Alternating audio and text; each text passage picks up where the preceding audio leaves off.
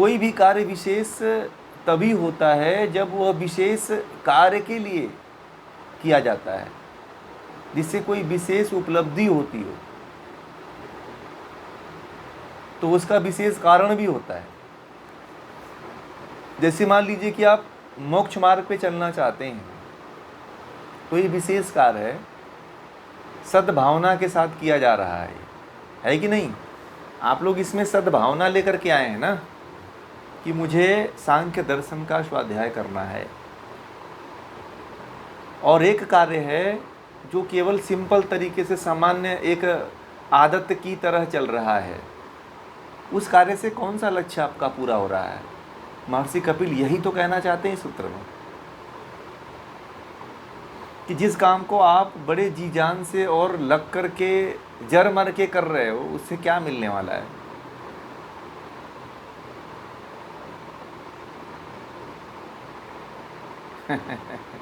बताइए। वह सामान्य कार्य है, ठीक है, वह सामान्य कार्य है, और उस कार्य से आपको कोई विशेष, उस कार्य को करने में कोई विशेष सद्भाव भी नहीं है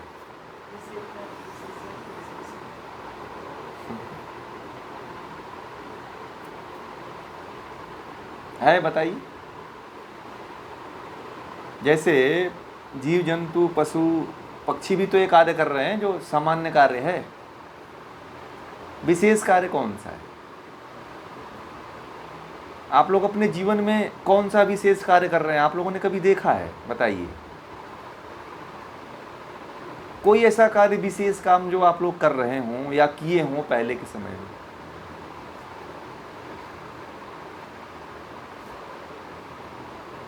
बताइए, कोई भी बताइए।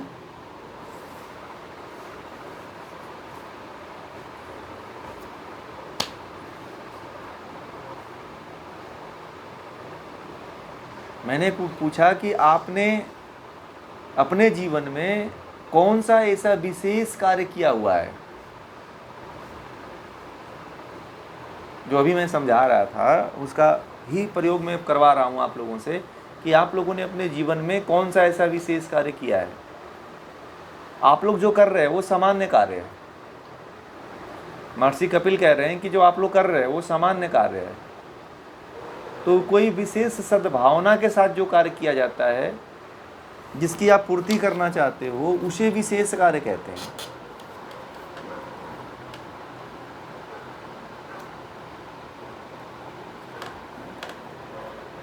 क्या किया है बताइए? हाँ, अपवर्ग के लिए किया है, वही विशेष कार्य है। अब बताइए।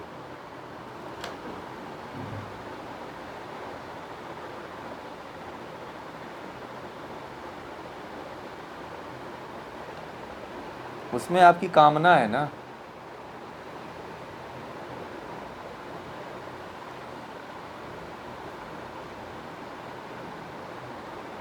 चलिए, बहुत अच्छी बात है, परंतु आपका क्या परमार्थ हुआ इसमें, मैं पूछ रहा हूं।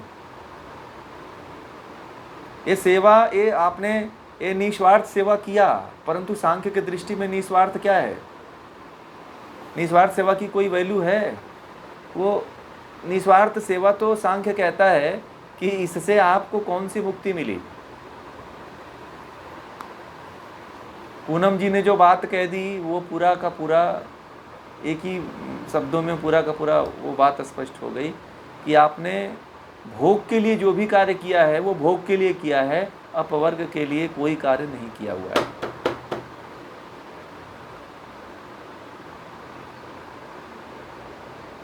हाँ, उसका तो पुण्य में मिलेगा, वो तो आपके पुण्य में जाएगा और अगला जन्म अच्छा हो जाएगा, बस यही होगा और कुछ नहीं होगा।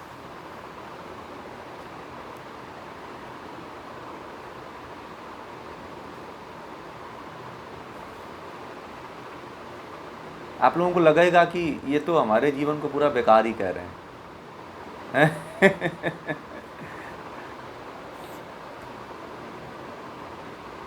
हाँ, बस ये जो स्वीकारोक्ति है यही आपको आगे करने के लिए प्रेरित करेगी, क्योंकि इसलिए नहीं किया है ना आप लोगों ने कि ज्ञान नहीं था ना उतने लेवल का। बात क्या थी कि आप लोग करते, आप लोग देखिए, हर कोई चाहता है अच्छी चीज़ करे, परंतु ज्ञान हो तब न करे। आपको जितना ज्ञान था कि गीता में पढ़ा था, लोगों से सुना था कि निस्वार्थ कर्म करना है, तो उतना आपने किया। आप दान भी देते हो तो जानते हो कि दान का फल अच्छा होता है, पुण्य मिलता है इसका, तो दान भी किया आपने।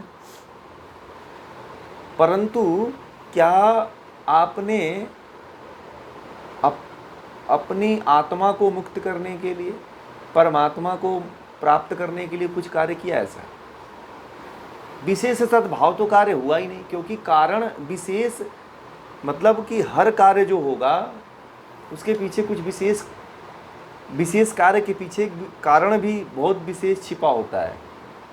ये पहले तय है, पहला कारण क्या है? परमात्मा को प्राप्ति करना, इसीलिए तो पढ़ रहे हो आप लोग, या ज्ञान की प्राप्ति करना चाहते हो, या कि जानकारी करना चाहते हो, इसलिए तो आप पढ़ रहे हो ना इसको।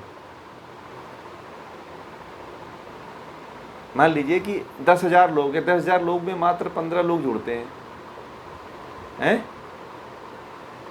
तो 10,000 लोगों में 15 लोग जो जुड़ रहे हैं, ये कम है क्या? और वो परमात्मा की तरफ चले जाएं तो बहुत बड़ी बात है। स्वामी रामानंद सरस्वती जो थे, कबीर के गुरु थे, उनमें रामानंद, रविदास, दादू दयाले, तमाम जितने भी थे उनके सब उन्हीं के काल के तो थे, उन्हीं के तो सब शिष्य थे वो। परंतु ऐसा प्रकाश दुनिया में फैला है कि आज वो चारों दिशाओं में दिख रहा है। अब तक वो प्रकाश चमकता दिखाई देता है। अज्ञानता होने के कारण आप नहीं जान पाए कि हम विशेष कार्य करें कि ना करें। ठीक है,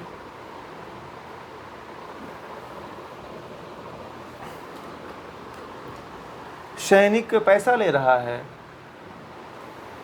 मैं तो बड़ा रूबरू हुआ हूँ, सैनिकों को जानता हूँ। सैनिक जो उससे सैलरी कमा रहा है, सैलरी से अपना वो भी कुछ दिनों तक करता है, उसमें कोई निस्वार्थ भावना। तो जो सैनिक ने फॉर्म भरा, ठीक है, जो सैनिक ने फॉर्म भरा वो तो पैसे के लिए भरा ना, सैलरी देख के भरा कि चलो फॉर्म भर देते हैं, नौकरी लग जाएगी, अच्छा पैसा कमाएंगे, इनकम होगी। देश सेवा तो 1-8% लोगों के भीतर होती है। राष्ट्र सेवा की जो बात होती है वो 1-8% लोगों के अंदर होती है, 10% होती है मान लीजिए, जो अपनी स्वेच्छा से करना चाहता है। आप देश सेवा उसको कहते हैं कि नौकरी के बाद भी वो राष्ट्र की सेवा करे। आप देखना नौकरी के बाद लोग कैसा जीवन जीते हैं, बताओ आप। मैंने तो बहुत से ऐसे रिटायरमेंट आर्मी के ऑफिसरों को देखा है जो दुकान खोल के बैठे हुए हैं। उन्होंने पैसा कमाया और दुकान खोल के बैठे हुए। आप बताओ। हाँ, एक्स सर्विसमैन का भी नौकरी, वो चलो भी ठीक है, एक तरह से रक्षा ही कर रहे हैं, तो कुछ हद तक ठीक है। परंतु जो पूर्णता चाहिए ना, जो आप लोग कह रहे हो कि एक सैनिक का भी जो है, जो उसका भी पूर्ण निस्वार्थ नहीं है, आप जो कह रहे हो ना। हाँ,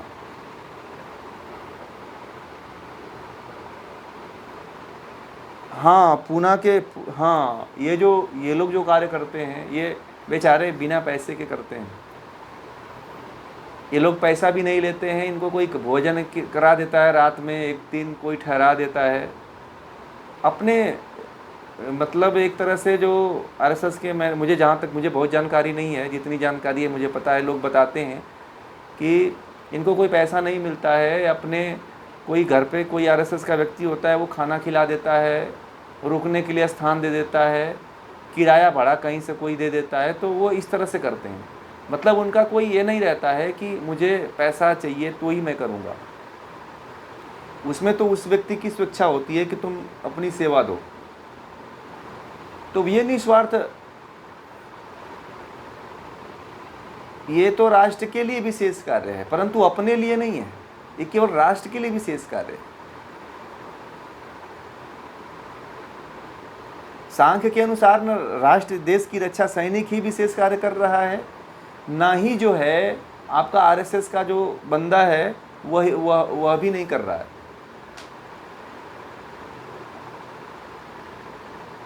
ठीक है,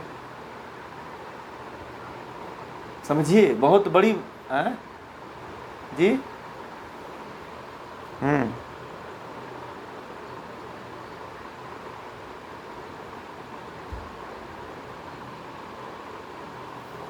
गीता के मतलब मोक्ष के रास्ते पे मतलब सही संगति, अच्छे विद्वानों की संगति उसे मिल सकती है, गीता के मार्ग पे चलता है तो। जैसे मान लीजिए आप लोगों ने गीता पढ़ा या निष्काम कर्म किया, तो आपका निष्काम कर्म ही सांख्य की तरफ आपको लेकर के आया है। आपको ये भी बता दूं, आप निष्काम कर्म नहीं करते तो सांख्य पढ़ते भी नहीं। बहुत लोग सांख्य का नाम सुन करके उनको लगता है जैसे कि कोई कोयला पा जाता है तो फेंक देता है ना, वैसे ही सांख्य का कोयले में हीरा है। कोयले में हीरा होता है परंतु लोग कोयले को उठाते नहीं कि कालिख लग जाएगी। इसी तरह सांख्य में हीरा छिपा हुआ है, परंतु सांख्य का नाम सुनते ही लोग भाग जाते हैं। समझ में आ गई बात? तो ये तो भाग्य की बात और कर्म की बात होती है कि कोई पढ़ ले सांख्य। अब आप लोग आए हो, इसमें पढ़ रहे हो, तो आपको इसकी कीमत पता चल गई है कि ये कितना अमूल्य है। आप अगर अपनी पूरे जीवन की संपत्ति को लुटा दो तो भी आप इसकी मूल्य को नहीं चुका पाओगे। जो सांख्य में मिला है, जो ज्ञान आप, राजा जनक कहते थे जब उनको ज्ञान याज्ञवल्क्य ने दिया था सांख्य का, तो कहा कि मेरे पास तो ऐसा दुनिया का कोई अमूल्य पदार्थ ही नहीं है जो मैं आपको दे सकूं। अरे उनको अष्टावक्र ने राजा जनक को जब ये सांख्य का ज्ञान दिया था, तो राजा जनक ने उनसे कहा था कि मेरे पास इस ज्ञान के लिए कोई अमूल्य वस्तु है ही नहीं कि मैं आपको दे सकूं, क्योंकि ये तो अनमोल है। राजा जनक जो है ऐसा पहला व्यक्ति थे जो इस तरह का ज्ञान लिया करते थे। आपको बता दूं, उस जमाने में राम के काल में राजा जनक एकमात्र ऋषि ऐसे थे जो अष्टावक्र ऋषियों के शरण में जाकर के, याज्ञवल्क्य के ऋषि के शरण में जाकर के ज्ञान आदि लिया करते थे। बात समझ में आ गई? अब इसकी चर्चा कौन करता है, सांख्य कौन पढ़ता है, बताइए? आप लोग तो बड़े, मैं बोलता हूँ ना, पता नहीं किस कर्म के हिसाब से, किस पुण्य के हिसाब से आप लोग जुड़े हुए हो, इसलिए मैं कहता हूँ आप लोग कोई सामान्य व्यक्ति नहीं हो, ये ध्यान रखना। सांख्य कोई सामान्य व्यक्ति पढ़ता ही नहीं है। आप लोगों के पुण्य, आप लोगों के कर्म, आपके संस्कार बड़े अच्छे रहें। पूर्व जन्म के माता पिता के कुछ न कुछ, कहीं ना कहीं ऐसा पुण्य रहा है जिसके कारण आप सीधे परमात्मा का ज्ञान ले रहे हो। नचिकेता जो है, नचिकेता को यमराज ने बहुत से धन धान्य, बहुत से व्यवस्थाएं देकर के भेजने के चक्कर में पड़े थे कि इसको भेज दें। नचिकेता टस का मस नहीं हुआ, हिला तक नहीं। तो नचिकेता ने कहा कि मुझे तो आत्मज्ञान वाला ही ज्ञान चाहिए, आप मुझे भरमाओ मत, मुझे और कोई ज्ञान मत दो, मुझे वही आत्मज्ञान ही चाहिए, वही सांख्य का ही ज्ञान चाहिए। ठीक है जी, बोलिए।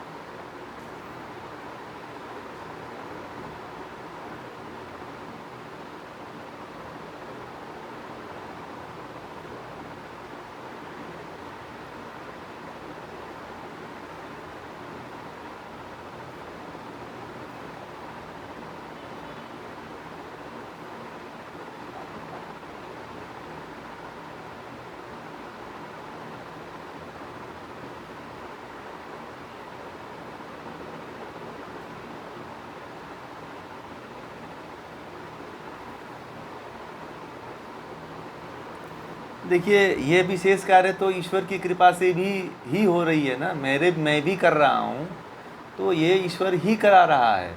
मतलब ये कि यज्ञ है, ये जो कार्य चल रहा है ये एक यज्ञ ही है।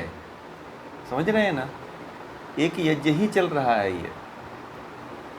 और यज्ञ एक व्यक्ति से थोड़ी होता है, आप लोगों का सहयोग है। आप लोग नहीं जुड़ते तो फिर मैं शुरू नहीं करता, आप लोग नहीं आते तो फिर मैं नहीं करता। अब जैसे कि शिव स्वरोदय है, उसमें 4-5 लोग, अभी 3-4-5 ही लोग जुड़े हुए हैं। अभी उसका डेट ही नहीं कन्फर्म हो पा रहा है कि उसको शुरू करें कि नहीं शुरू करें। ठीक है, अब मैं सोच रहा हूँ कि अब 4-5 लोग जुड़े हुए हैं तो अब उनको किसी न किसी तरह से कराना ही पड़ेगा। ठीक है, फिर सोच रहे हैं बड़े कम लोग हैं, मैंने कहा कि चलो समय निकाल करके फिर देखते हैं। ठीक है, तो कहने का मतलब क्या होता है कि जो बातें कही जाती है, जैसे आपने कहा, जो बातें कही जाती है वो बातें सब तक नहीं पहुंचती है। बड़ी ऊंची लेवल की चेतना होती है, वही इसको कैच कर पाती है। ठीक है, कुछ लोग भीड़ देख करके आते हैं, आप लोग भीड़ देख करके आने वाले नहीं हो। ठीक है, आप लोगों को ज्ञान का पता है।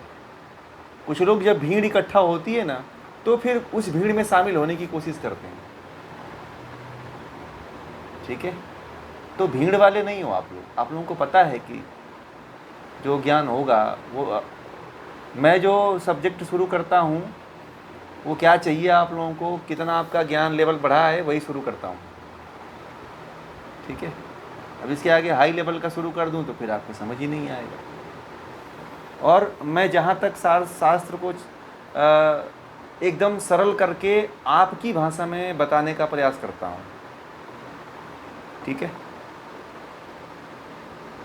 ये जो आपको उसका अर्थ बताते हैं पुस्तक की भाषा बड़ा कठिन है, बताने की कोशिश करता हूँ कि इजी हो जाए। और आप लोगों को समझ में नहीं आता तो इंटरेस्ट भी नहीं आता, पढ़ भी नहीं पाते आप लोग, है कि नहीं। तो ये एक ईश्वर की विशेषता है और हम निमित्त मात्र हैं। हम लोग तो, करने वाला तो सब ईश्वर है कि नहीं। ईश्वर भी निमित्त बन करके ही करवा रहा है, वो भी प्रत्यक्ष नहीं है, तो सब प्रकृति कर रही है, परंतु निमित्त बना हुआ है ईश्वर और हम बने हुए हैं निमित्त। और आप लोग इसको करने वाले। तो विशेष कार्य सांख्य के अनुसार वही है कि जब आप स्वयं के लिए परमात्मा की तरफ बढ़ते हो तो वो विशेष कार्य होता है, नहीं तो विशेष कार्य नहीं होता है। ये ध्यान रखिएगा आप लोग कर्म कांड में, सामाजिकता में इतना मत फंस जाइए कि आपका उद्धार रुक जाए। बात ध्यान कर से देखिएगा, सामाजिकता में, लोक व्यवहार में, परिवार में इतना लिप्त मत हो जाइएगा कि आपकी उन्नति रुक जाए। आप जो है विशेष कारण कौन है बताइए, आपके जीवन का विशेष कारण क्या है, कौन बताएंगे। हाँ, मोक्ष प्राप्ति। विशेष कारण मोक्ष प्राप्ति है, इसीलिए शरीर मिली हुई है। ठीक है, समझ में आ गया।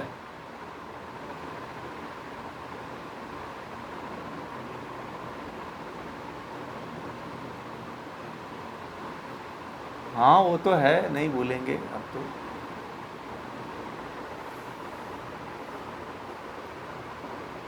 तो ये विशेष कार्य है। समझ में आ गई बात। प्रकृति भी कारण है, किसके लिए, कौन से विशेष काम के लिए, जीवात्मा की मुक्ति के लिए विशेष कार्य है प्रकृति। ये मत भूलिएगा कि प्रकृति का कोई योगदान नहीं है, बिना प्रकृति के आप न खड़े हो पाते। प्रकृति की पूजा कोई करता है, मैं तो कहता हूँ कोई नहीं करता है। आपको प्रकृति ने शरीर दिया है, कभी उसकी पूजा करते हो आप? कभी नहीं करते हो। आप ऐसे वैसे देवी देवताओं की पूजा करते हो।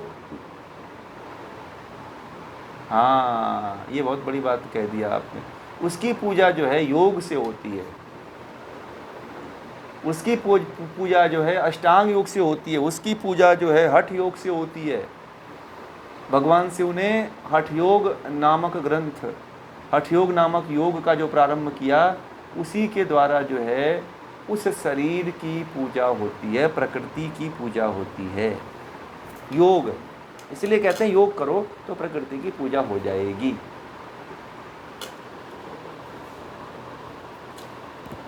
बात समझ में आ गई? तो योग करिए, फिर प्रकृति की पूजा देखिए कैसे नहीं होती है।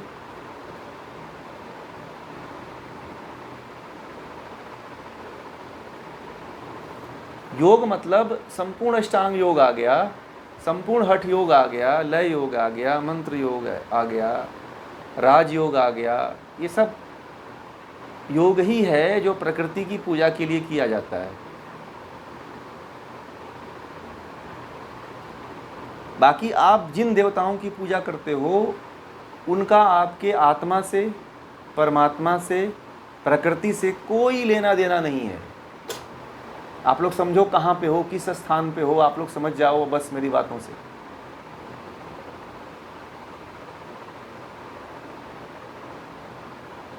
कबीर दास जी ने कहा है कि पाथर पूजे हरि मिले, सोमय पूजू पहाड़, घर की चकिया कोई न पूजे, पीसा खाए संसार। है, पहले लोग गांव में ना घर की चक्की में ही आटा पीसते थे, कोई पिसाने के लिए बाहर नहीं ले जाता था। तो घर की चक्की कौन है आपकी? शरीर। तो इसकी पूजा करते हैं क्या? शरीर क्या है? प्रकृति है, पंच महाभूतों से बना हुआ है, तो उसका मूल कारण, मूल देवता तो प्रकृति है। तो प्रकृति का तो आपने कभी नाम ही नहीं सुना होगा कि अभी एक फिल्म आई थी मोहनजोदाड़ो, उसमें प्रकृति पूजा के अवशेष के बारे में थोड़ा सा बताया गया है, परंतु पूरा नहीं बताया है। उसको भी ला करके देवी देवता और मूर्ति से जोड़ दिया है, ठीक है। परंतु मोहनजोदड़ो के काल में हड़प्पा संस्कृति तक जो है प्रकृति की पूजा हुआ करती थी।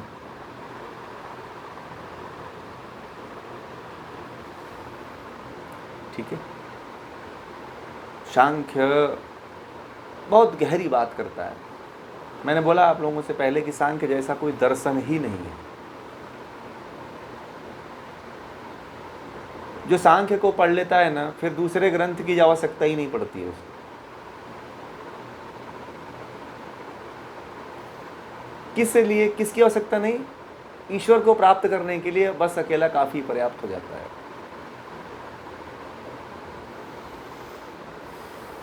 अगर वास्तव में ईश्वर के मार्ग में जाना है ना किसी को, तो ये सबसे महत्वपूर्ण ग्रंथ है जिसका स्वाध्याय करना चाहिए। ठीक है। योग दर्शन तो इसके आगे कुछ नहीं है। ठीक है। योग दर्शन जो है इसका छोटा भाई है। इसकी बात को केवल समर्थन करता है, वो भी आधा अधूरा, पूरा नहीं करता है। योग दर्शन में बहुत सी ऐसी बातें हैं जो गैप हैं, जिसके बारे में जानकारी नहीं है। अब बताइए, इसमें केवल पहले ही अध्याय में 170 उत्तर के करीब सूत्र हैं। अभी जो आप लोग पढ़ रहे हो, अभी जो ये पढ़ रहे हो आप लोग, पहले ही अध्याय में करीब 163 जो है 164 सूत्र हैं। आप समझो योग सूत्र में कितने कुल मिला के हैं? 195। तो कितने अधिक हो गए हैं? और अभी तो और बाकी है। इसीलिए सांख्य योग तो कुछ भी नहीं है इसके आगे।